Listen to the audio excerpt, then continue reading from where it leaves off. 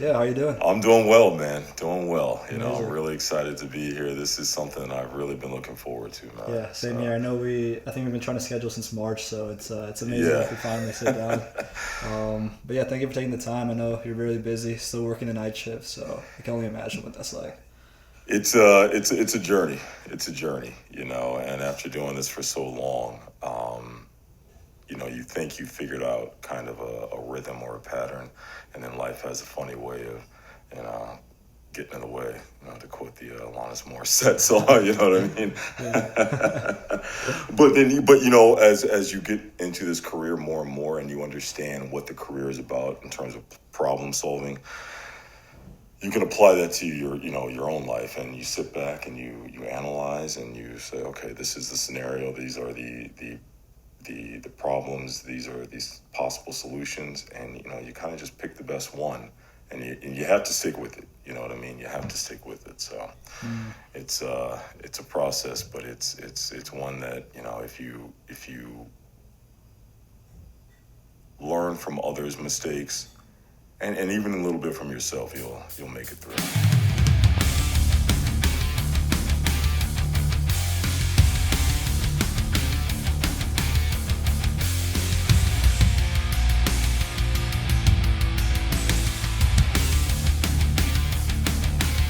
You yeah, know, it's one you'll of make those it through. difficult careers because I feel like there's really a big emphasis on thinking on the spot and fast decision making that I don't think is as big in other career paths or occupations. So I mean that's really an interesting one. You're right. The ability to think quickly and to think on your feet is something that we those of us who have been in this business game, whatever you want to call it, for a long time, we understand the value of that. But again, after 20 years ago when I first started, there was an emphasis of thinking on your feet, but through these 20 years, I've learned that you can't just think on your feet. You have to have the training, experience, education, to know that, hey, I'm not just, yeah, I can think of something to do, but is this the right thing to do? Hmm. And that's what I always tell my guys, and any officer, any person that will listen that's interested in this, you have to be able to not just think on your feet, but recall to life the information from your training, experience, education to make the appropriate decision at that time. So Interesting. Yeah.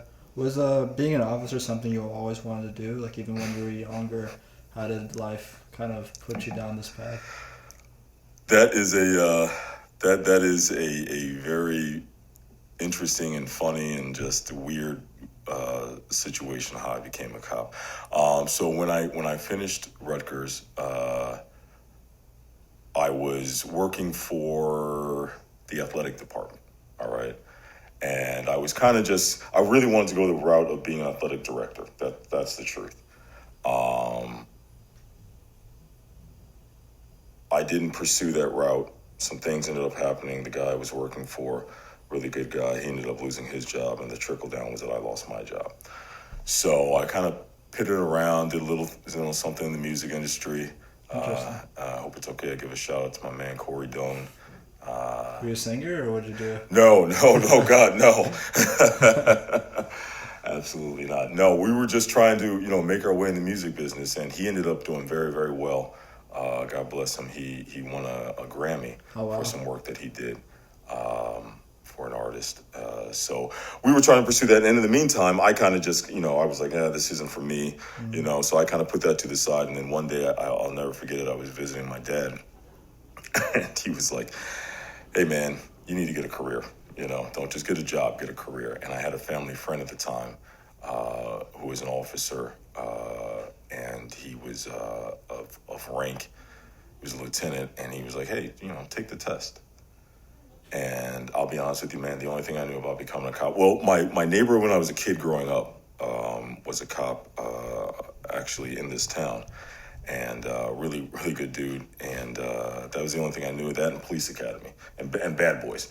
That was my frame of reference for being a cop. Didn't really have any aspirations or anything.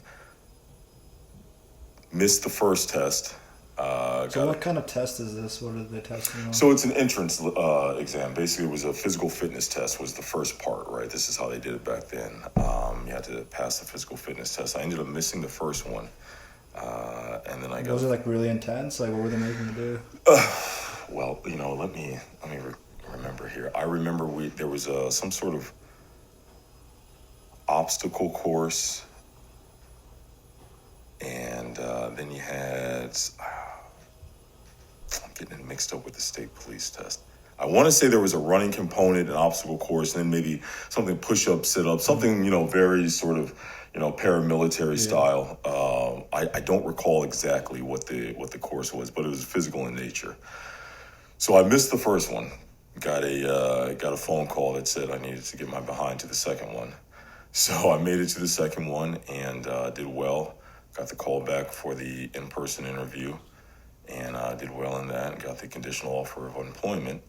And before we started rolling, you had mentioned that you were heading back to school on the 8th of August, and that's the day I got hired.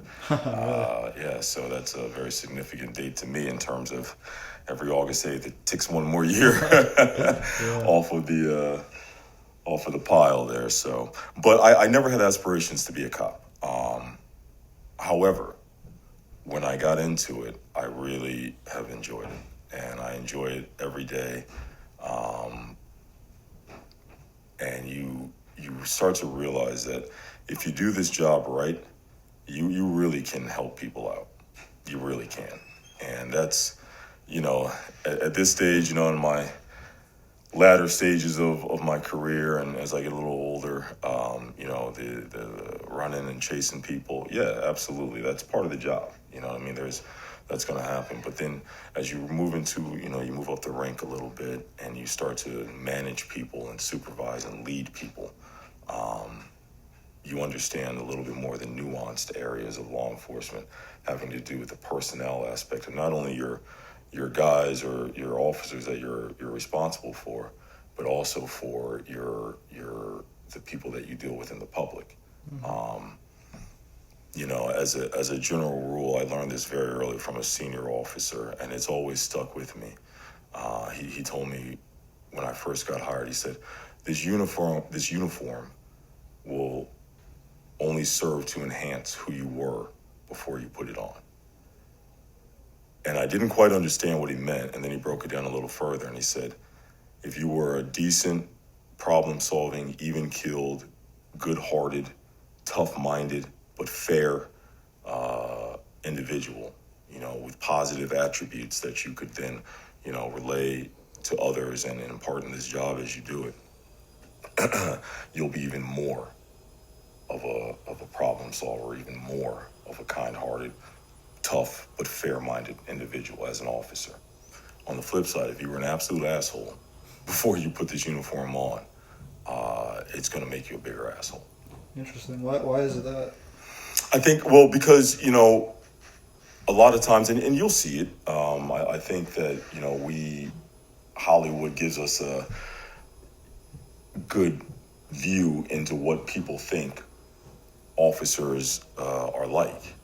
And they're not wrong, you know what I mean? The stories, they come from somewhere, you know what I mean? They come from somewhere, and I think a lot of times, you'll have officers who may have the perception that they are in this Hollywood style business, this Hollywood style of policing, and that's just not how it is. This is a very real, front row seat to ever-changing situations and occurrences. To that end, you must be able to adapt, and if you are too rigid and inflexible, you will break, and it may come in the form of not getting promoted, it may come in the form of disciplinary action, it may come in the form of lawsuits, you know what I mean? You have to be willing to be flexible in this business and not be the rigid, stereotypical, my way or the highway, I'm the law. There are times when you have to do that because you own the situation. When you step out of that cruiser, that black and white, you own the situation. And at times you must have that sort of, but you must have that authoritarian nature to you. You must, otherwise you will not be able to handle the situation, and that will cause you to break also. But at the same time, once you establish control in the situation, it's important that you're able to transition into whatever mode you need to do to accomplish the task that you have. You understand what I mean? Yeah, I do. So, that Hollywood style of, bang, bang, shoot 'em up, out the door, no paperwork. You know what I mean? It's great. You know what I mean? It provides a lot of laughs and, a lot of money in the box office, but I promise you that is not how it works in the real life, So. What do you think most people get wrong?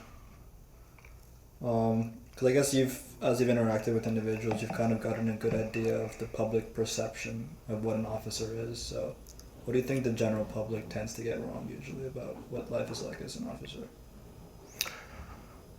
I would say that I would say that the general public really has the notion that officers may be, picked from a tree that's grown of officers, you know what I mean? From seedling to full bloom, and then boom, you're ready, put this uniform on, here's your badge and your gun. No, we are just people, just like you and, your friends and family and my friends and family. We're just people. We've just been tasked or have chosen to accept the task of enforcing the law. And I think a lot of times people will view police officers as the most visceral, tangible aspect of government that they can get their hands on. It's very plain to see an officer in a black and white cruiser or in a very distinct uniform with a badge, you know what I mean, or a outer vest that says police on it, And to that end, I think that we have placed a lot of responsibility on our police officers to fill in these different scenarios and different aspects that the civilian population, because of the, again, visceral nature of our job, thinks that we need to fill in and we need to handle. I think that causes some problems. I really do, because there are aspects of policing, there are aspects of policing that are not intertwined so much with how society thinks we should operate, And I'll give you an example. It's not a hot button issue so much now, but in the past, probably 5 to 10 years, dealing with those having mental breakdowns or having some sort of emotionally disturbed situation, right? Sometimes our presence is the worst thing that can possibly happen. You know what I mean? Like, nobody wants to see the cops when you're having a bad day. Yeah. You know what I mean? Like, and because of the fact that, and I'll speak for New Jersey, we are trained exceptionally well in New Jersey. I would say that we in New Jersey, and I think there would be data to back this up. I don't have it, so don't call me out on that. But we in New Jersey are probably in the top 3 to 5 most professionally and well-trained states for police departments in the country. Yeah. I would say top 3, maybe even, I don't want to go overboard, but we're high up there. We're high up there. And because of that, when we encounter emotionally disturbed persons or persons in need of mental evaluation or help, our interactions are a lot less volatile than they are in some other places in the country. I'm sure there's a myriad of reasons for that. Everything, it's geographic differences, it's diversity differences. There are a lot of different reasons why that may be. But getting back to your question of how civilians or society views police.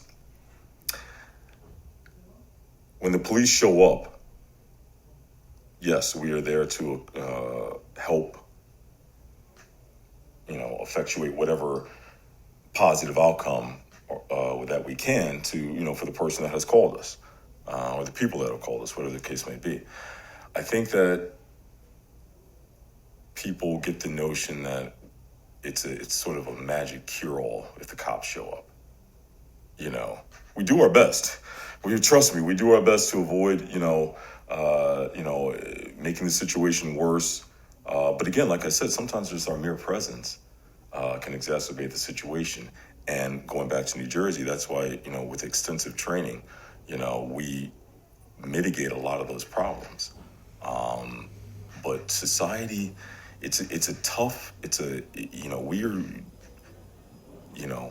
met you at the gym. I didn't meet you, in a special cop gym where, we, are specifically learning, these things. It's a daily interaction amongst people. And then for 8-10 hours a day with uniform on, why does that change? You know what I mean? If you have a problem, my best solution is to try and help you with that problem in the best way for you. And that may be having a conversation with you. You know what I mean? That may be me being like, hey man, if somebody called and said you're not well, we're just checking on you. I don't want to fucking talk to you. Get away from me, cop. I'm fine. Okay, you're telling me you're fine. You know what I mean? Did you make any statement? No, I didn't make any statements. Okay, we'll go through our things, and then that may be it. Mm-hmm. And that's the interaction. That's all we need to make sure that you're okay. But I think if I could say one more thing, I know I'm kind of taking up a lot of airtime here, but go for it. I think that people focus too much on the outliers and not enough on the actual, real multitude of interactions that occur between police and civilians. I'm sure on a daily basis, there's, I don't know, 600,000-700,000 cops in the United States, 380 million people. From a car accident to literally a cat stuck in the tree, you know what I mean? Or to, dealt with that? I never have personally. No, I never have personally. I've dealt with, my garage door won't open. Can you help me? You know what I mean? So, to that, all the way to, the homicides, to, car chases, shootings, you know what I mean? So the variable nature of this job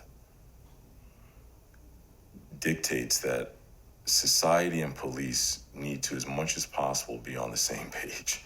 You know what I mean? Like it's impossible to do this job and not have a good relationship with the community, with, citizens, civilians. It's impossible. It's absolutely impossible. And again, going back to New Jersey, because this is what I know, the interactions are very, very different here. They're very good. You know what I mean? That would be my opinion. Now, you're going to get your outliers again. You just get some people who just don't like people. It doesn't matter if you're a cop or, they just don't like people. They just don't want anything to do with people. Yeah. And then you're going to get people who just don't like cops. You know what I mean? So taking those people into account and then with the other multitude of interactions that I've had personally, you look at them and you say, we're all in this pot together, man.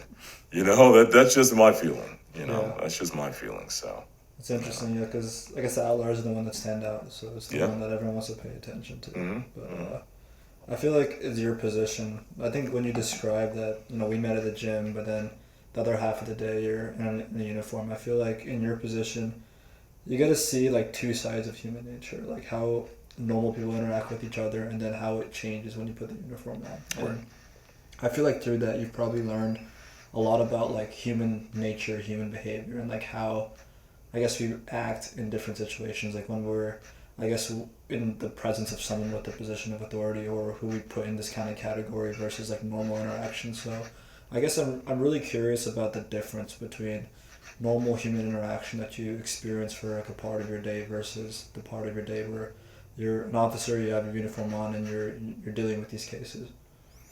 So the best way I can describe that, it's like, when you're, well, I'm a little older than you are, so I'll use the reference. When your parents drop you off at the mall and they drive away, you're going to act a little differently You know what I mean? Than when they come pick you up or if they were there walking around the mall with you. You know what I mean? And that's really what it is. When you put the uniform on, that's really what it is. Because I'll tell you, I've had interactions where I've worked in towns. I've worked in places where I've known a lot of people. And, someone say, hey, listen, I know you're on patrol. You want to come by? We're having a barbecue or something, grab a burger, say hello. Yeah, no problem. You know what I mean? I take my lunch break, go over there, grab a burger. I tell you, and I know these people. These are friends of mine, you know what I mean? Or friends of friends, people who know me, who have known me outside of, policing, wearing a uniform. And, as soon as you walk through that gate in the backyard and it's like the record just starts. What's wrong? What's going on? It's me.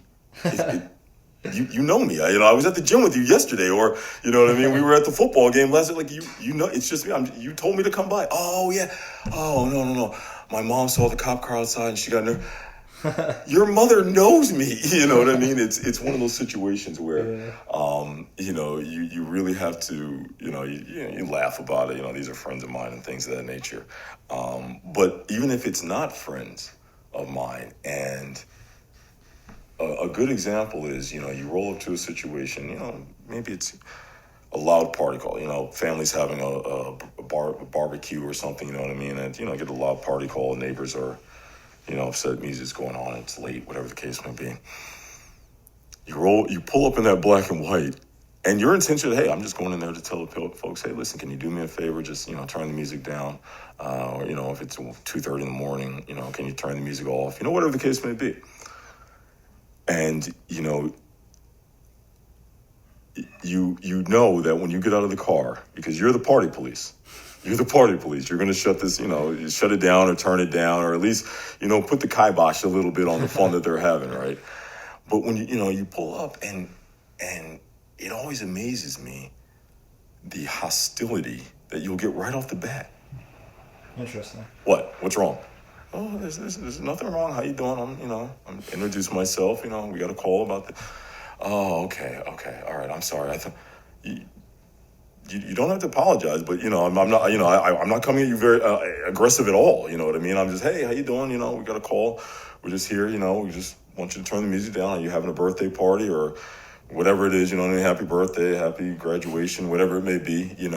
And as officers, we have to maintain that professionalism, and even when confronted right off the bat with, like, what the hell are you doing here? Hey, listen, man, listen, you know what I mean? And then, you run into folks who, are street lawyers, and, you need a warrant. Now, listen, I'm just here to tell you, somebody called. I don't know who it is. It could be, the neighbor from across the street you don't get along with. Could be, the upstairs. I don't know. Somebody called, and all we're here to do is make sure that their services are satisfied. You're satisfied with, the information that we're given, and that we're all satisfied and be on the same page, and that's it. You know what I mean? So you look at those situations, and you're like, all right, I know, I understand. You don't, you're having fun, you want to have a good time and everything, but you start to question, why the hostility right off the bat? Why? You know what I mean? Why is there that sort of, us versus them mentality, when in reality it's an us, and the only them that we're against is the bad guys. Mm-hmm. You know what I mean? The people that intend to do harm to you or your family or your friends or your business or whatever the case may be, that's who we're against. You know what I mean? And I'm in the same boat with everybody else. Listen, I don't want any harm to come to my family or my friends or anybody else that I know. And if it does, I certainly want the police to investigate and apprehend the suspect and do their full due diligence to get it done. But there's everybody, and then there's the bad guys, and that everybody includes police and civilians and investigators, anybody who might be in that law enforcement realm with civilians, so. That's interesting, because I guess if I reflect on my own interactions with police officers, I think the second you, as you said, you see the car or you get pulled over or something, that I feel like I guess at first immediately feel afraid because I guess cops are often associated with something not being right. Right, So absolutely, yeah. that's like the first response, the first emotion that goes through your head, and then I think immediately people get defensive, like, oh, I didn't do anything wrong, and I guess that narrative in their head, like, puts them in this protective mode, and I guess, like, when I think of, I guess, how I've looked at officers in the past, or just even people, I guess we almost think of them as, like, a different entity, like they're almost, like, above everyone in a way, or, like, this different group, and Right. they're not really human at the end of the day, but Right. I guess it's really interesting how, like, these rules kind of change the way we even, like, picture an interaction between people, so Yeah. very Yeah. interesting. Yeah. You know, I'm telling you, it's you know, there's no special tree, you know, that you know, cops are plucked from or anything, or grown from. You know, it's the general populace, and from both sides, cop and civilian. That's important to keep in mind. You know, we're just people tasked with doing the job. That's it. And sometimes you got to save people from themselves, and you know, it's important to remember that. You know, it's important to remember that we're all just in it together. You know, so.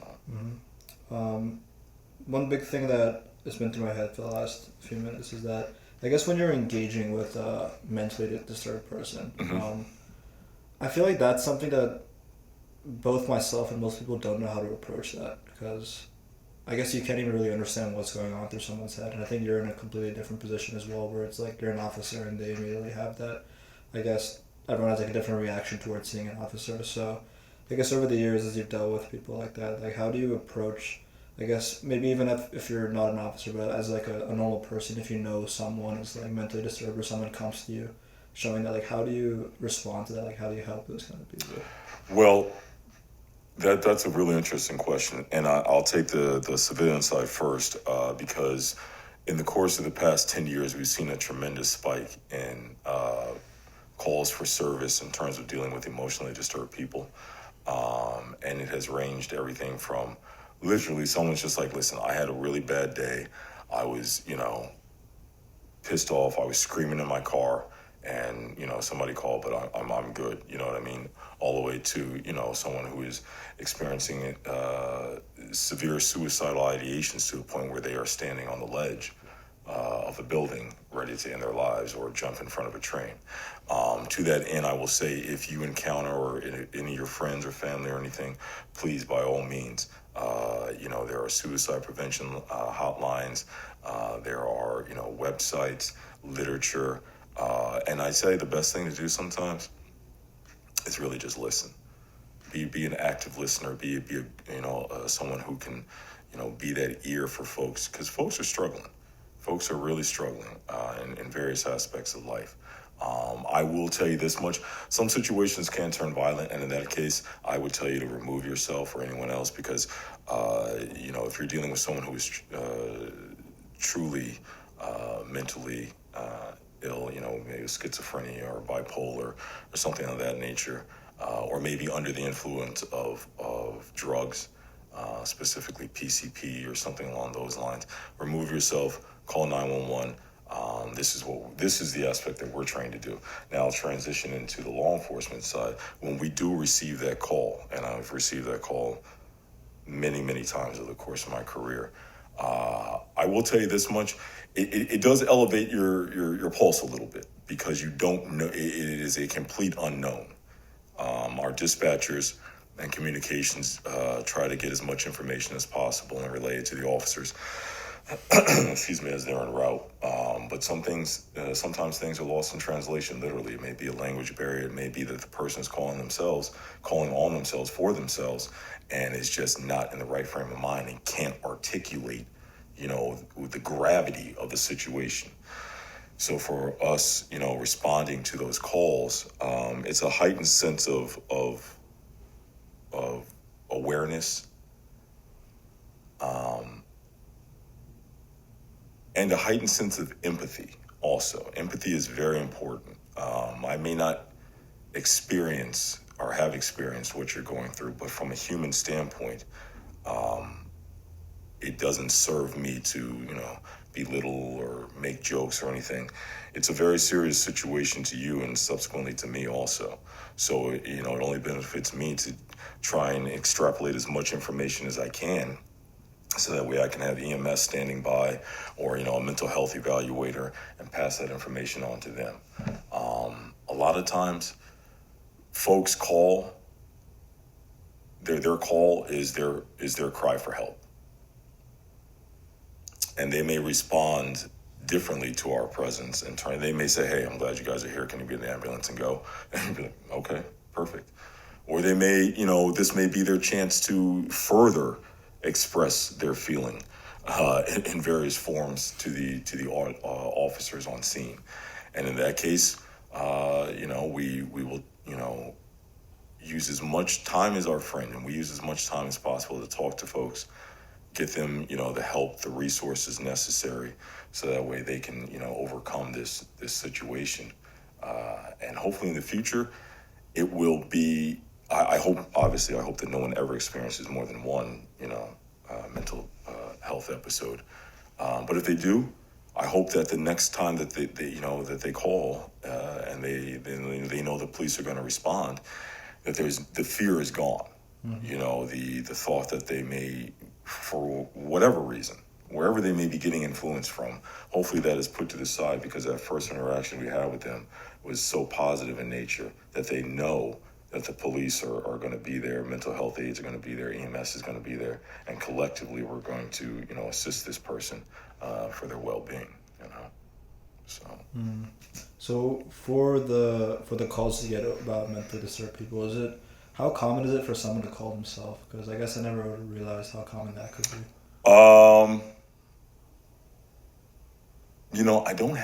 I can't put a number on it in terms of a percentage of the volume of calls we receive in that category. But I would say it happens more often than not.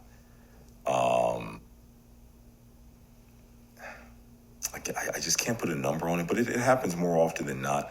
Folks who are, and we do have sort of the officers who are on patrol do sort of, utilize the computer system, and what they'll do is they're familiar with certain callers, so they'll know. And I'm just using a name here, Mr. Adams.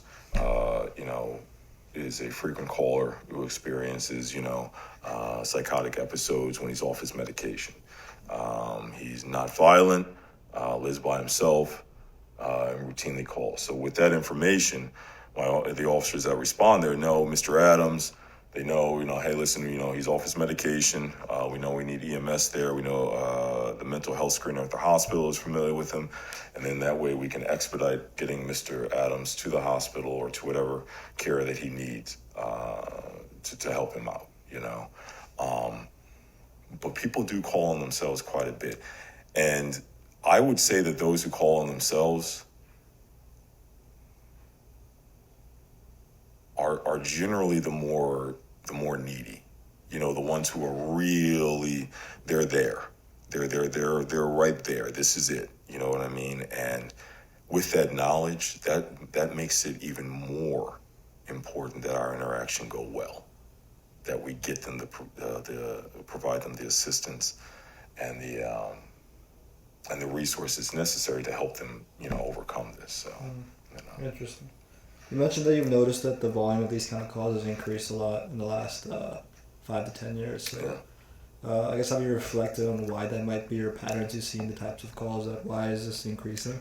Well, I don't want to put my political scientist hat on because I don't have one, But I think if I had to guess, it's a myriad of problems, but more to the point, it's a national issue. It's economic issues. It's social issues. It's just so many issues. Folks are hurting in various aspects of life, and when you get the downward pressure applied too much, it'll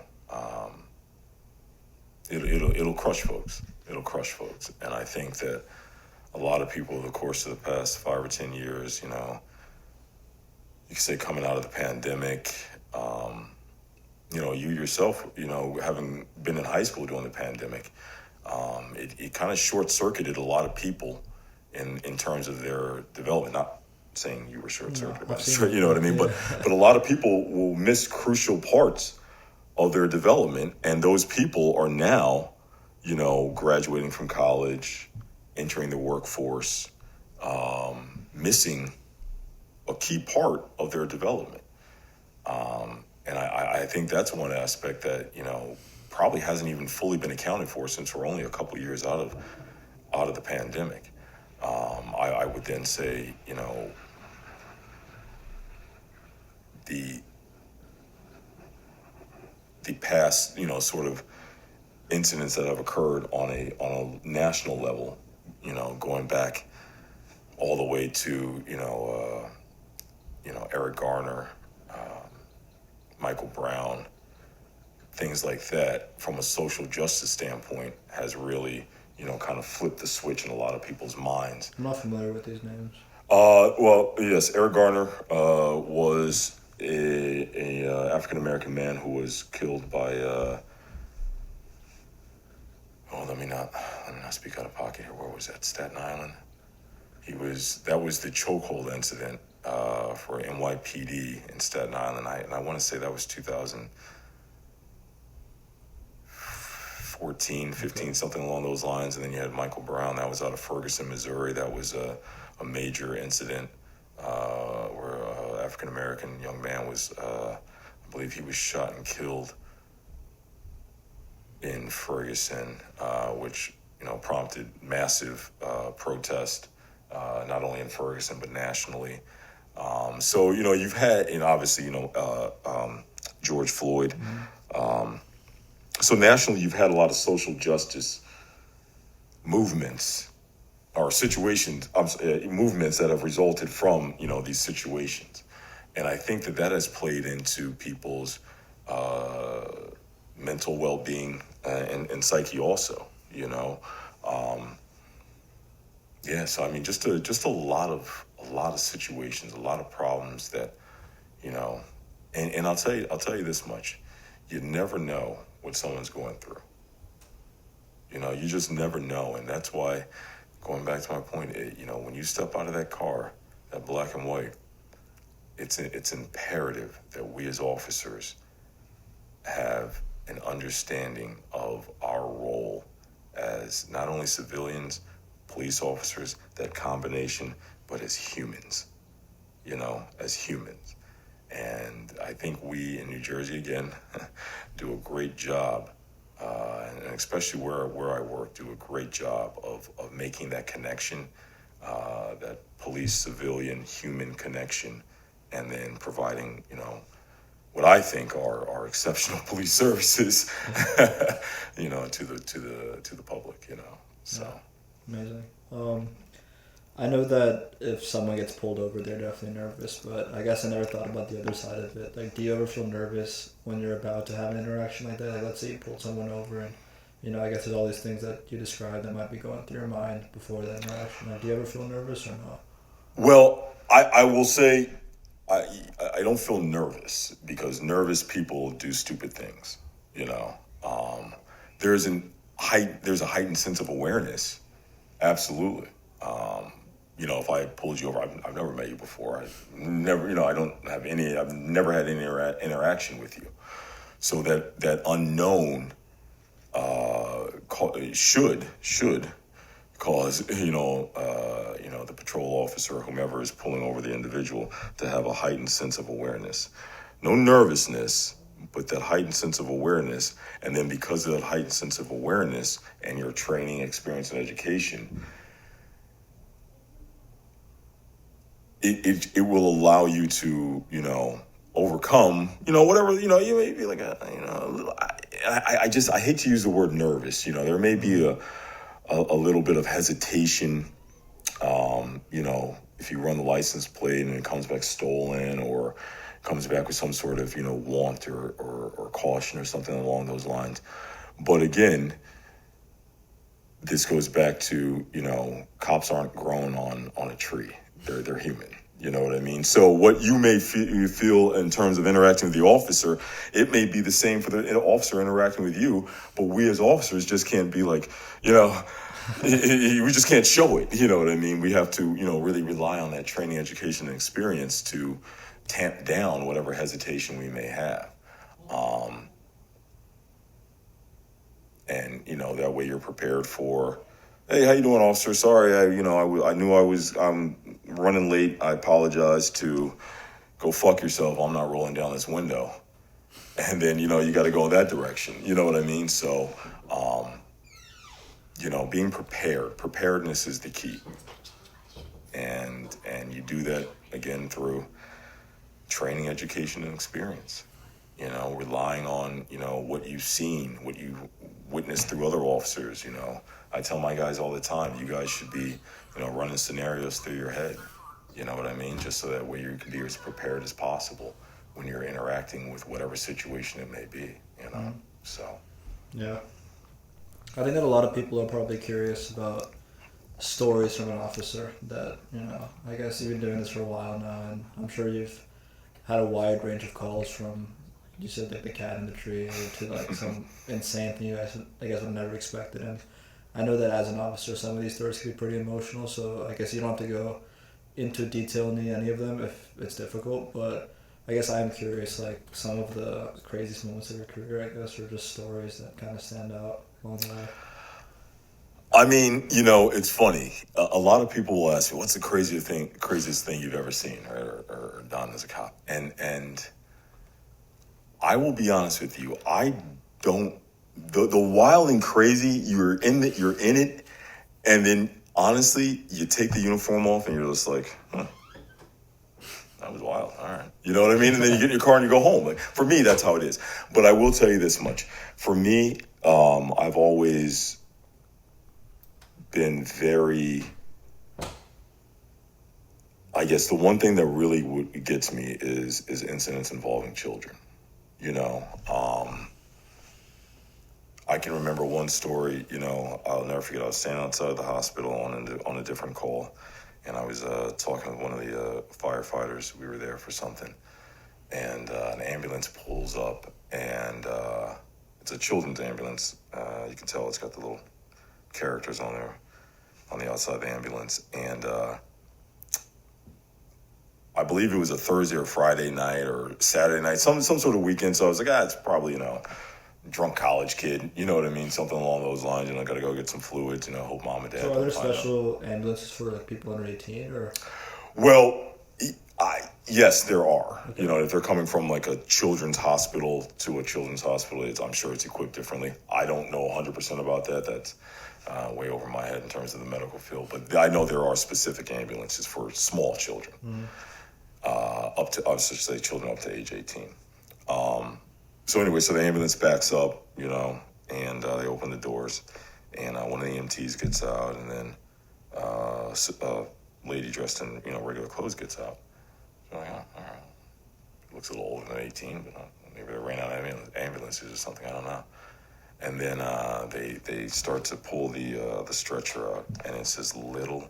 You don't see anything. You just see tubes and wires and heart monitors and all sorts of equipment on the stretcher, and then you see this little tiny baby just hooked up to all this stuff, and it just, I mean, that image is burned in my head, you know what I mean? And any time, even prior to that, you know, and after that, you know, you deal with situations with little kids, and your heart just, you have to really take a step back, because your heart is breaking, your head is full of you know, anger perhaps at what has happened to this little child, this, you know, innocent little child. But, you know, those are the things that, you know, that is the one call where I'm like, oh no, you know, 4-year-old child choking, this, that, the other, you know, it gets you, you know, it gets you, so. On a more positive note, I guess if you've been as a cop for 20 years, I'm sure what was first appealing about it 20 years ago versus like what you love about it now has probably evolved. So I guess like I'm curious about what do you appreciate about this job? Or I appreciate the ever-changing aspect of this job in terms of the people that I deal with, not the paperwork, not the paperwork, but in terms of people that we deal with, because you know, in the environment that I work in, I get to see a pretty quick turnover in the population, and that has been one thing that has really, it's always been a source of excitement to me. You know, see new faces, you know, dealing with new problems, new situations, and really seeing the trends from, you know, basically generation to generation. You know, again with our, you know, I'm significantly older than you are, and you know, just seeing this setup right here, and you know, 20 years ago, you know, a podcast. What the hell are you talking about? yeah, So the ever-changing nature of policing from day one to now has always excited me, and as I've been blessed to, you know, go through the ranks and you know, be, you know, get different opportunities and, you know, be part of different teams and different groups and everything. That is what keeps you fresh in law enforcement and keeps things exciting is the change. You know what I mean? It's getting out and, you know, being, you know, a detective for a little bit. It's getting out and, you know, doing narcotics for a little bit. It's getting out and, you know, doing traffic for a little bit, patrol, you know, different aspects of law enforcement. You know, maybe being loaned out to a task force or whatever the case may be. It's that will keep you fresh. I encourage all my guys, try everything in law enforcement. But if you just decide that you want to be in patrol for 25 or 30 years, there's no problem with that. However, don't be stale and stagnant in your patrol function. Learn new patrol tactics. Learn, you know, take classes. You know what I mean? You know, become a field training officer. You know what I mean? Make yourself a valuable officer in that role. Even if you want to stay in patrol and just push a black and white for the next 25 or 30 years, make yourself a valuable part of that law enforcement agency. You know what I mean? Through going to, like I said, training, education, experience, things of that nature. And that's one thing that I have always loved. There's a class on how to tie your shoe, I'll go. You know what I mean? Like, because you love to learn things. I love to learn, and you have to do it because one of the things, and especially in the course of the past decade or so, with the push of social justice reform, there has been just a tremendous amount of new policies, procedures, guidelines, directives, addendums to these directives, addendums to the addendum to the addendum. You know what I mean? It's been, you know, endless amount of change in terms of the volume of paperwork, you know, and because of that, we as officers have, you know, we have got to have that educational aspect to be able to read, digest, and then utilize all this new information. Mm-hmm.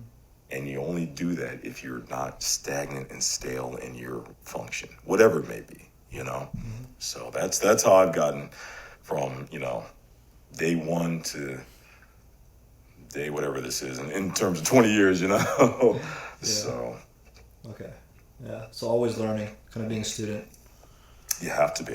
You have to be. You know, from various sources too.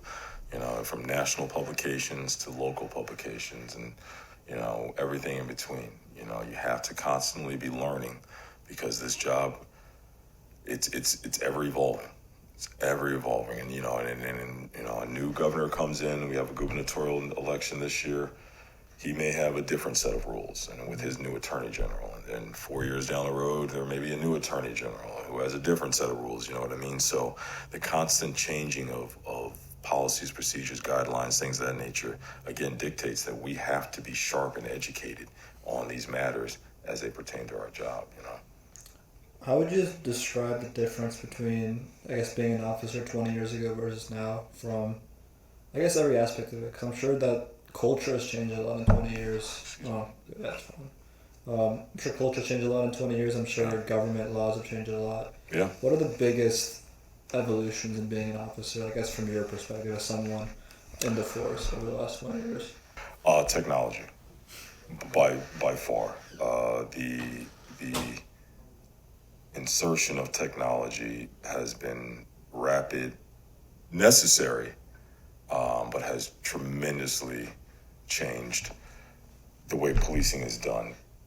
And then also more recently, specifically in New Jersey, there have been some things that have implemented to, as much as technology has sped up the interaction, or I should say the availability of resources at the interaction for police, we have rules and guidelines in place in New Jersey that will also slow down the interaction, specifically with dealing with emotionally disturbed persons.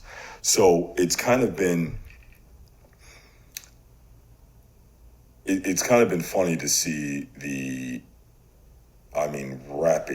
rapid insertion of technology over 20 years. When I started, we had cars that didn't even have cameras in them.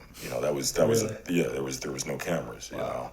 All the way to now, we've got body cameras where the footage of the interaction is immediately. When did that start? Available. Body cameras? Oh, you would ask me that. We've had them now, I'd say probably 5 or 6 years. It's very recent. Yeah. Yeah, there was a mandate put in New Jersey, I think, by 2021, all departments had to, or 2020, I don't remember the exact date off the top of my head, but there was a mandate put in by the Attorney General to have body cameras. That was initially a lot of the old timers, like, no body cameras. They're an indispensable tool, and they help not only visualize the interaction, but I think it helps the public see kind of just how the sausage is made.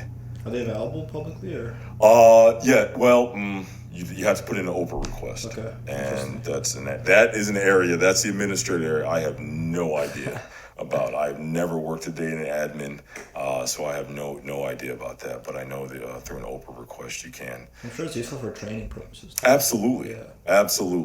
Absolutely. For everything from the interaction itself to tactics to whatever the case may be. It's a very, very valuable tool. But it took some getting used to, just like body, we used to have body mics, took some getting used to, but all these tools, and then coupled with, like I said, the directive, the guideline to slow things down in our action, have really, it's kind of a weird back and forth, because on one end you've got this sped up aspect because of the technology and you want things done efficiently and quickly. But then on the other side, you've got this slow down, we're going to take our time, We're going to make sure the interaction goes well.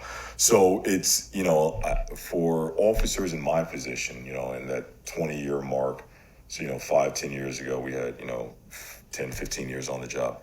It was a transition that we had to make in our minds in terms of how we were policing. With everything, things were handwritten out when I first. It sounds like the Stone Ages, but we were handwriting out reports.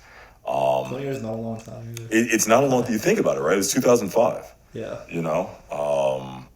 But in that time, things have become just so tech heavy that, again, it goes back to training, education, experience. And I will tell you this much, as a older officer, I've had to rely on young officers, not as young as you, we don't have any as young as you, but younger guys. What's the minimum age? Sorry to cut you off. Oh, no, the minimum wage in New Jersey is 18 with a GED or a high school degree. Wow, okay. Okay. I think that's way too young. Yeah. I think it's way too young. I think you have zero life experience. And there was always the old saying, and people have been saying this for years. And I remember when I got on, the old saying was, listen, you're 18, 19, 20 years old, and you're a cop, and you walk into my house, and my wife and I are having an argument about finances or the kids or something, and you tell me to calm down, everything's going to be fine. I'm going to be like, what the hell? I'm sorry, are you married? Do you have a mortgage? You know what I mean? Like, what perspective can you possibly give to me at 18, 19, 20 years old when I'm 45 years old and I'm having a marital situation, you know what I mean? I don't need you. You're actually making this worse. You know what I mean? You're like one of my kids. Go to your room, you know? So, but that, I don't want to get off on it. I think 18 is way too young. I mean, 18, you can't even drink or even get a rental car or anything, so. Yeah, you can't run for office, you know what I mean? I've always been of the mindset, I think 25. That's fair. I think 25 is a good age. If whatever you've done, you've worked, gone to college, gone to the military. Yeah, it gives some time to do something. Gotten married, you know what I mean? You'll understand when you walk into someone's house and, folks are having a disagreement, you know what I mean? That's the human aspect of this job that you can bring as a person that's a little bit older, you know what I mean? But that's my rant for the day, on that, but I don't know. I think that, when you get into this job at too young of an age and you don't have the frame of reference for life, you can make it. You can make it. You know what I mean? I just think that it helps you to have that frame of reference of life. Mm-hmm. Whatever it may be. Again, like I said, you may, gotten out of high school and gone to college, gotten a trade, gone in the military, gotten married, had a child, whatever it is, something that will give you a little bit of a maturation process that you don't have at 18 years old. You couldn't possibly have had. You might have had a child, you know what I mean? But I really don't think you're squared away at 18 years old, you know what I mean, to become an officer. But that's just my opinion. Yeah. What do you think are the most important skills or traits for someone to be successful as an officer? You need to be able to talk to people. And that's one of the things I admired about you when I first met you was, just exuding confidence in your ability to talk with people, complete strangers. That is sorely lacking today because, it might be technology, it might be at home, folks just, don't gather around the table and talk, or sit around the couch and talk, whatever the case may be. Our interactions have become so, and we don't have the ability as a society to really sit down and, again, as I tell you, sometimes people just want to be heard. And part of this job is you got to wear it sometimes. You gotta listen to that person complain, about, their handicapped parking spot. You know what I mean? This is the third time this week, and why aren't you guys out here standing guard in my parking spot? There's a car parked, and you're like, ma'am, again, being able to listen and then effectively communicate, ma'am, listen, I understand you're frustrated. I wish I could provide personal service to you. I can't, but in lieu of that, you give us a call anytime you want, and we'll come out here and we will take care of the situation for you. Mm-hmm. You know what I mean? A simple conversation like that. So, number one, the ability to converse, and converse in a meaningful fashion. Two, be physically tough. You know what I mean? You don't have to be, Georges St. Pierre. That's how old I am. That's my frame of reference for MMA. You know what I mean? Or, the world, whatever, the world's toughest guy, toughest girl. You don't have to be that, you know what I mean? But be physical in nature, because there is a physical aspect to this job. So again, we met in the gym. Stay in shape. You know what I mean? Like, there's nothing worse. I'd have to say you're in great shape at 45. I appreciate that. Thank you very much. I try. My little one would disagree. She said, but stay in shape, because again, this goes back to when you pull up in that black and white and you open that car door, if you get out looking like, as I used to say, 10 pounds of shit stuffed in a 5-pound bag, you know what I mean? Your presence, we call it in the game, the command presence, Your command presence can help or hurt your situation. Again, you get out looking like a wet noodle. No, again, be physical in nature. And again, physicality doesn't come in the form of, being an MMA fighter. Can, of course, it's good if you have that skill set. God bless you. You know what I mean? But again, it's how you carry yourself. That's what I mean when I say be physical in nature. Mm-hmm. It's how you carry yourself. It's how you present yourself. It's how you talk to people. You know what I mean? That will be a great tool for young officers to have. You know what I mean? And then the third thing I will say is, be educated. And that doesn't mean you have to go to where you go, which I'm so jealous of. But be educated in terms of your knowledge, what you're talking about. Not just knowledge of the job of being a cop, but knowledge of society, knowledge of something that can be imparted to another person in the course of your job, to help make your job easier and to help get their problem solved. You know what I mean? Write well. That's part of being educated. I cannot tell you. And again, I'm not an editor for the New York Times. You know what I mean? I have an older sister who is an extraordinarily gifted writer. Okay, I'm not that person.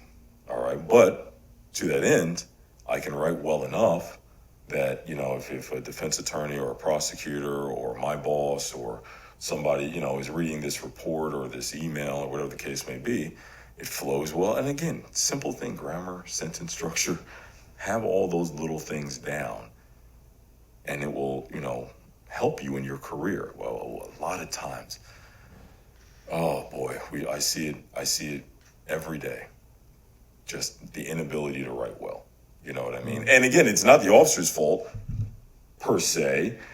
Could we blame it on the schools? I mean, there's a lot of different problems. But to that end, when it's brought to your attention, go online, take a little grammar course, you know what I mean? Something along those lines. Be able to write well, you know what I mean? So be able to converse well, be physical in nature, be educated, and lastly, I would say be human. Like I hope I've imparted that, be human. Mm-hmm. You're not a robot. You're not plucked from a tree that's grown specifically for cops, like I keep saying. Be human, be human. So those are the four things I would say would be key to someone considering this job. Mm-hmm. And the fifth thing, listen, it is the nature of the beast. You are going to be hated, loved, revered, reviled. You know what I mean? The ebb and flow of public opinion will dictate how we are viewed in this job. But the main thing is, on an individual level, maintain your sense of direction and your moral compass and how you interact and how you maintain and how you carry yourself. Whatever the ebb and flow of society dictates that, you're a hero one day and a villain the next. I'm here to do my job, and I'm going to do it well, and I'm going to make sure that, all parties involved are satisfied to the best of my ability, and we all, make it out of here safely, so. Was being a cop tougher or easier than what you expected, whether from a mental standpoint or physical standpoint? That's a great question. I didn't have an expectation when I went in because, again, I wasn't aware that I wanted to be a cop, So I didn't have an expectation going in of how tough or how easy the job was going to be. But I will tell you this much, though. This job is what you make of it. A large part of this job is what you make of it. And I say that meaning any place you go to work, you're going to have situations where you'll have people who are happy to be there, not happy to be there, and everywhere in between. If you get yourself lumped in with those who are not happy to be here and this place sucks and this and that, and you know what I mean, and I can't wait. Oh my gosh, I got 2,847 more days left. Can't wait. You know what I mean? You're going to have a miserable time. If you go in with the understanding that, again, being as you are a human in a human work environment, You are going to have people who are going to be miserable, people who are going to be happy.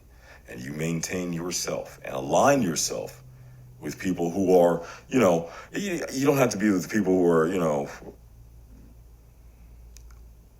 unnaturally happy about being at work, because that's just fake.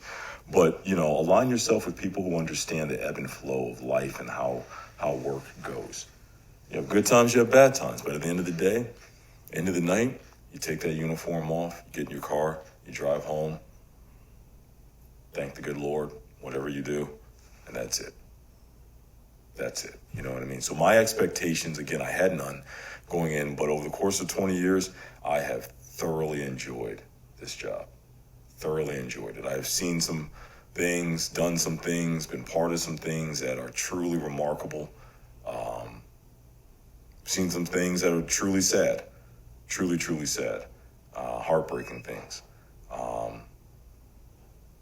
But you take those good days, those bad days, and all the days in between, and you remember what the common goal is, and that's to provide the best level of service, the best level of professionalism that I possibly can. I laugh at the good times, try and laugh at the bad times, you know what I mean? But don't let either one sort of, become the overarching thing. Oh, I can't wait to go to work. It's going to be such a great time. And then you have a bad, something not good happens, and all of a sudden you're crashing down to earth, you know what I mean? Or, you have the other side, oh, this place sucks. I don't want to go in. Are there a lot of people like that? Yes, there are. Unfortunately, there are. I run into them, all the time, and you're like, hey, listen, man, like, it's not that bad. You know what I mean? It's not that bad. I don't know what you got going on in your life. Again, cognizant of what people have going on in their life, but that's the other thing is you can't bring what you got going in your personal life to work, and vice versa. You can't take what you got going on at work into your personal life. That's a no-no in any job. Mm-hmm. You know what I mean? You want to tell your significant other, your wife, girlfriend, boyfriend, husband, whatever. Man, today was a day. No problem in sharing, talking to people. There's no problem. But I tell all my guys, be very careful of complaining. Everybody complains, though. Everybody complains. But be very, very careful of complaining becoming your way of expressing how your day went. You know what I mean? You had a bad day. You got 4 reports kicked back. You had to take, 5 accidents on the highway. You know what I mean? This was a shit day. It happens. You know what I mean? You go home, go to the gym, whatever you may do, get your favorite meal. You know what I mean? You have to be able to cycle that out of your mind, put that uniform on the next day, and get back to it, So. Could you break down the different roles and responsibilities? Because I know before you mentioned that you give advice to people to not just stay with patrolling, and you said there's like detective work involved and there's other kinds of work involved. I don't really understand like how the whole, structure works. Like, what are the different kinds of roles and responsibilities? So, I'm glad you brought that up. So the best way to look at it is you've got patrol is basically the core of any police department. Those are the guys you interact with, not you, but people interact with the most. Calls for service, everything from car accident to domestic to missing child to, theft report, homicide, shooting, whatever the case may be. The first people you're going to see there are going to be patrol. So that's your core, just in my opinion, you're the most important element of any police department is going to be patrol. All right. High vis, high probability for problems, high probability for, interaction. After that, you'll have your ancillary units that patrol will then reach out to for whatever the case, or for whatever the call or incident is. So if someone dials 911, it goes to the patrol? Or? Someone dials 911, it goes to our dispatch communication center, all right? There's a call taker, 911, where's your emergency? That call taker then starts putting in the notes in the computer. The dispatcher is looking at the notes as the call taker is putting it out, saying, whatever it may be, headquarters to, Lima 17, head over to 123 Main Street for a report of shoplifting at the Walgreens. Suspect is described as, number one male wearing blue jeans, white shirt, blonde hair with a red baseball cap, carrying a black bag, stole laundry detergent, and, gum, or whatever the case may be. Lima 17 acknowledges, they head over there. Boom. They get there, right? Individual's gone, let's say, right? So now what they'll do is they'll speak to the caller, who may be the manager or the clerk, whatever the case may be. Okay, do you have any video footage? Yes, we have video footage. Okay. They may get the video, patrol will get the video footage and then contact our identification bureau. The identification bureau will then either come out and retrieve the video footage or whatever it is of evidentiary value. Could be the guy dropped his bag, dropped his cell phone, clothing, fingerprints, whatever the case may be of an evidentiary value. Identification bureau will come out and do something what's called process the scene. From there, the identification bureau is out, so now we may have to call out our detective bureau. Call out a detective. Detective shows up on scene, talks to the victim or the caller, says, hey, maybe we need to come down to headquarters and take a statement. So now I've got two separate units that are supposed to be complementing my patrol unit. All right, I've got my detectives out there investigating, and I've got my ID department, my ID bureau out there processing the scene. Okay. Now, from there, patrol's function is done. We do the initial report. We've contacted them. Any paperwork, anything we have to do, we'll take care of that. But as far as the investigation aspect, we're done. Whatever the detective bureau, identification bureau come up, they'll collaborate together. They may identify the person, put out a warrant. They may end up going and arresting the person, whatever they may do. All right. That's in detective bureau world.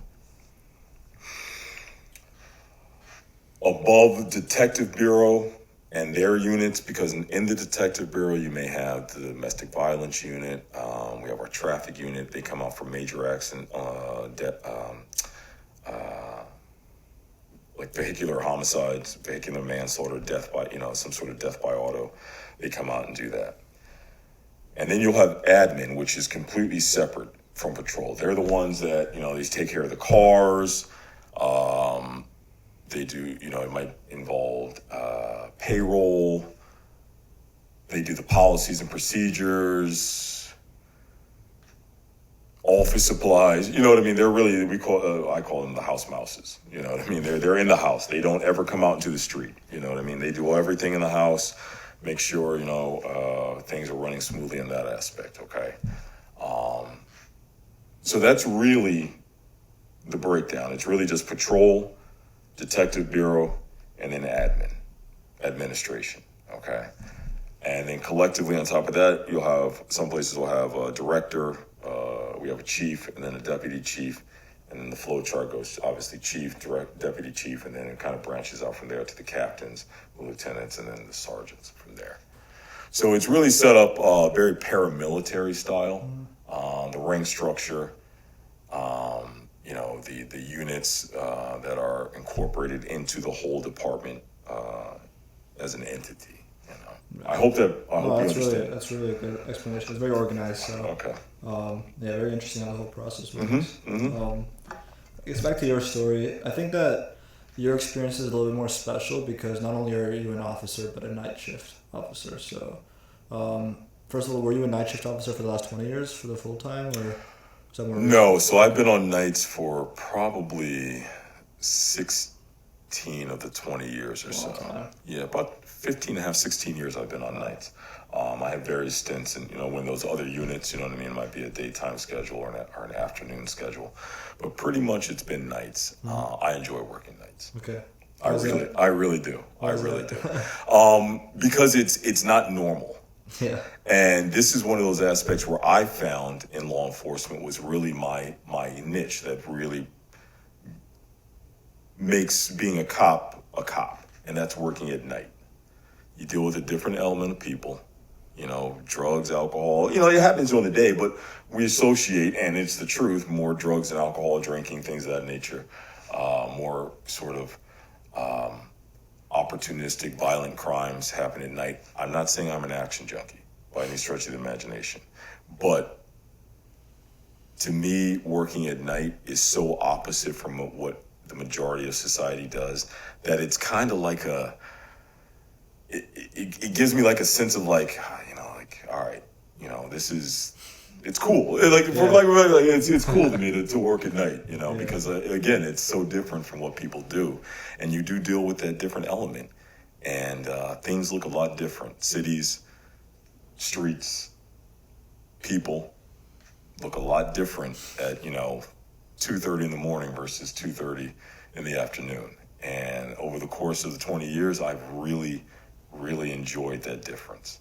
Really, really enjoyed that difference. And plus, to me, now from a personal standpoint, I'll be honest with you, if you can get down the nighttime schedule, it's great because I can do everything during the day that most people are at work or in school, whatever the case may be. Like I can go to the gym at 1:00 in the afternoon because that's my time to go, and there's hardly anybody there. You know what I mean? Or if I need to go to the grocery store or the doctor's office or whatever the case may be, I have found that working nights has allotted me, in my opinion, I could be totally wrong, I have more freedom during the day to do things. Now I will tell you this much: it does take a toll on you. There are times when you're like, holy crap, what day is it? What time is it? So if you don't mind me asking, like, if you can reveal, like, what hours do you work typically? I work from about 8:00 at night to 7 in the morning. Okay. Yeah. So, it's the nighttime, and but again, I have grown to love working nights so much that I really enjoy watching the sun come up. You know what I mean? Yeah, you watch it every day. Yeah, it's great. And it's like, my day is over. You know what I mean? Like, most people's day is just starting, and days are just starting, and mine is over. So I have really enjoyed working nights. I think for me, working days, and this is just me personally, for me, working days would be tantamount to being something called a rod. Retired on duty, just waking up, time to make the donuts, gotta go in, 6:00 in the morning, get done at 4:35, whatever it is.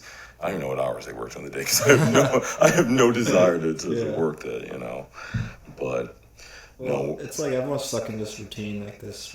Pretty much everyone who's an adult is working 9 to 5, and they have this routine to sleep at this time, wake up at this time, to do this on Friday night. They have like the same routine, and it's almost like you're kind of living in the same place as us, but at like a whole different. I guess you're kind of interacting with the world very differently. You're seeing a whole different world. That's a great way to put it. Hey, man, I really am. I really am. For me, I feel more alive at 9:00 at night than I do at 9:00 in the morning. I my reliance on coffee is tremendous, but I just enjoy working nights. Well, what hours do you sleep? So typically I try to, on the days that I work, get about 4.5, 5 hours of sleep. So, if I go home and get to sleep by 8, I'm up by 8 a.m.? Yeah, okay. by 1. Typically, unless I don't have anything to do. And if I don't have anything to do, I may be awake, but I'm lounging. I'm lounging, But if I have to get up, go to the gym or whatever I may have to do during the course of the day, 4.5, 5 hours is good for me on the days that I work. Now, the days that I'm off, I'm sometimes non-functional. I'll go to the gym or do whatever it is of a mandatory nature that I have to do. But trying to squeeze anything extra juice out of it ain't happening. But it's I thoroughly enjoy working nights. That's good. I'm glad you do. Yeah. Do you feel like that the night shift ever prevents you from doing, or like I guess does it prevent you from? Obviously, it prevents you from being normal, but does it prevent you from being able to do normal things that you want to do that you can't anymore? Absolutely. In the nature of this game, you're going to miss birthdays, you're going to miss parties and cookouts and barbecues and games and trips and holidays. I think there was a stretch where I worked, I don't know, 9 or 10 Christmases in a row. Wow. Just the way the schedule fell. And because I had no seniority, I just couldn't get off. So what's the longest you went without a break? What do you mean? So do you work? How many days a week do you work? And We work 4 on, 4 off. okay, gotcha. Yeah. So, Okay. listen, the schedule again. I don't mind the schedule at all. The days working, but you're gonna miss. It's just the nature of the game. You're gonna miss all those holidays and, like I said, birthdays and things of that nature. But you are, or I am afforded the ability to sort of make up for it. With time off and everything of that nature. So it's tough. Listen, it's you miss that third or fourth family reunion in a row because you just can't get the time off, and you're like, man, you know what I mean? But now, you build up a little time, and now you can take advantage of the opportunities, a little more. So, To a normal civilian, how is the world in from 3 to 5 a.m. different than the world during the day? It's dark. It's and I say that in jest, but it's dark in the sense of it is a real unknown. Again, everything just looks different at night, and that the night element comes out. The night, especially in the area that I work, the night element comes out, and to me, that always kind of appealed to me because, again, I'm not an action junkie, but having that heightened sense of awareness that because it is 3 o'clock in the morning and that individual coming out of the alley is not taking the garbage out, you know what I mean, as they would be, or bringing the garbage cans in as they would be, at 3 o'clock in the afternoon, you know what I mean? Why are you coming out of that alleyway? You know what I mean? Dressed in all black, carrying a bag, and now there's a dog barking.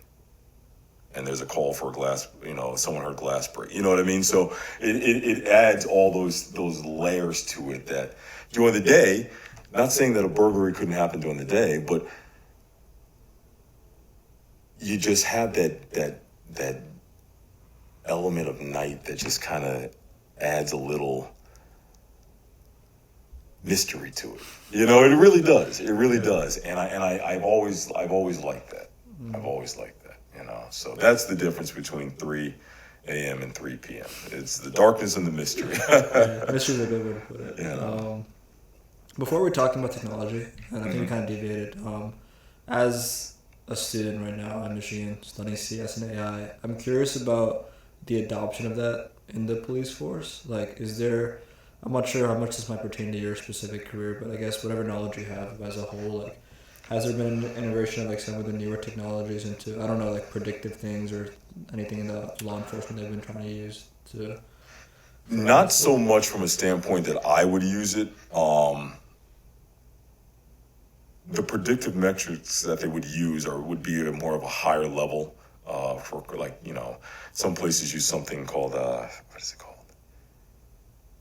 Crime stat or something along those lines. That's kind of a predictive metrics for criminal activity in certain areas based on previous calls of that nature. Again, that's an admin thing, and I hate to punt it to them, but I really just don't have any information on that. But to the AI aspect, I will say that I have seen in some of the newer computer programs that officers do have the ability, I don't think it's turned on. I think you have to pay for whatever the case may be. But there is the ability to use AI to help in writing. I guess more of a, for lack of a better term, law enforcement version of Chat GPT. I hate it. I'm just gonna go. I told you before, I'm not a technology guy, and I've become more of one over the course of the past few years. But I'm not a fan of that, of using, if it were to be available, of using AI in police work for report writing. Okay. For report writing, and my only rationale is reports are a very living thing. Okay, that officer has to testify, or that detective, whomever, has to testify to that report.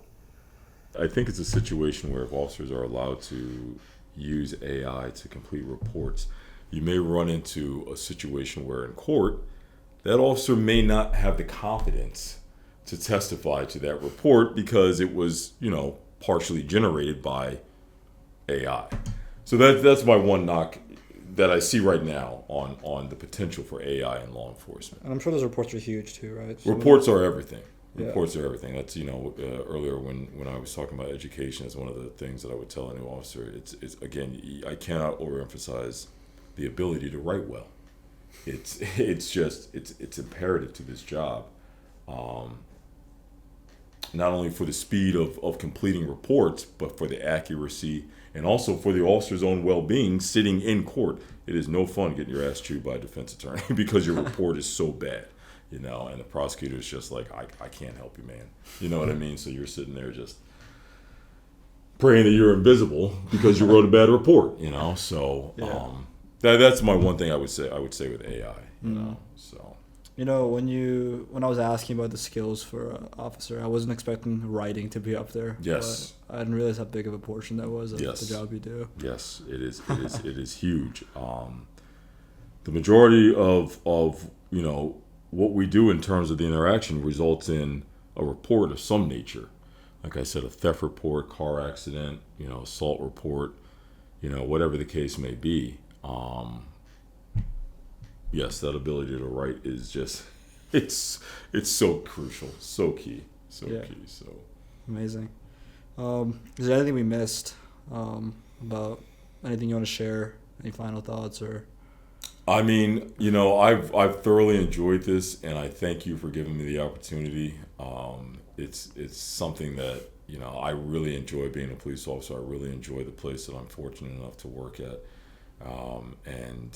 and the people that I've interacted with over the course of 20 years. You look back on it, and time has flown by. I hate to sound like an old fogey, as my little one would say, but you look back on it in 20 years, gone. And the interactions with people, not only at work, outside of work, you take all of those and you really get a perspective on what it means to be a police officer, because in so much as you take that uniform off after your shift, those 8 or 10 hours, 12 hours, whatever it may be, 16 hours if you're stuck for overtime, whatever it may be, you take that uniform off. Yes, you can leave all the problems and cares and concerns of work at work in your locker or wherever it is you change. But you are a police officer 24 hours a day. People will come to you, and you're everything from a lawyer to a janitor. Wow. So that's one aspect of the job that people need to understand, that being a law enforcement officer, you're an encyclopedia, you're a dictionary, you're a resource, you're a tool, and everything in between.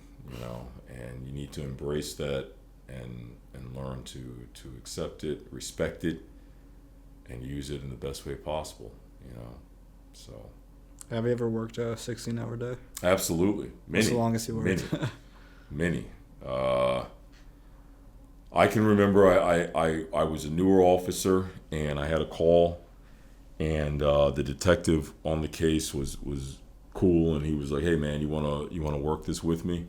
It was fresh. It was it was evolving. They were following leads, and I had worked that previous night, so I was on that one for about 23 hours. Wow. Yeah, but again, it was fun. You know what I mean? We were you were interacting. You were chasing leads. You were investigating. You were doing things. All the fun things. You know what I mean? That you get the Hollywood version of. And then I kid you not, that paperwork. That is one thing I'll never forget. I kid you not, that paperwork, easily 2 days of paperwork. And I'm not talking like half an hour one day, an hour one day. I mean like, okay, I hope you got coffee and food for the next 10 hours because you're going to be filling out this paperwork for the next 2 days. Wow. So, but again, it's the give and take of the job. And the good times come with the paperwork and everything in between. So, you really start to, you have to enjoy it. You have to. Yeah. You do. So. Yeah. That's all I got. That's all I got. I really appreciate the opportunity, man. You're a good dude, and you're going to do great, man. I really appreciate You're going to do great.